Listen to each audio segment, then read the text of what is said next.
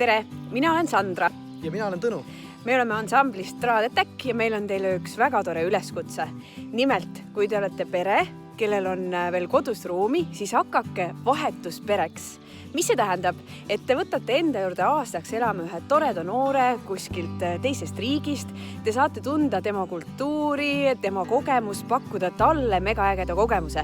Sellepärast, et mina olin, kui ma 16-aastane olin, siis ma olin vahetusõpilane Belgias.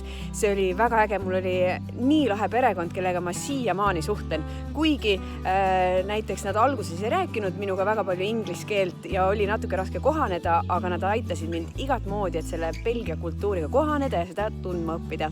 Lisaks sellele on minu õde käinud Norras vahetusaastal, kellel samuti oli äge perekond ja minu pere Eestis on olnud 2 vahetusõpilase jaoks siis pereks ja üks õpilane oli meil Šveitsist ja teine oli Jaapanist ja see tõesti, me siiamaani suhtleme nende lastega siis noortega ja see oli üliäge kogemus.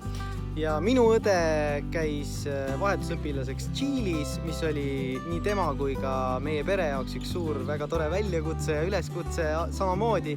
Ja meilgi käis peres vahetusõpilaseks siis õpilane Belgiast, Ninke, kes on nagu meie uus pereliige ja ilmselt jääb seda elu lõpuni.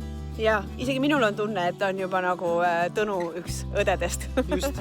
Nii et kes tunneb, et on ruumi nii kodus kui südames, siis tehke see väike panus ja võtke perre elama ja ma olen täiesti kindel, et teil tuleb erakordne aasta sellest. Ja te ei kahetse.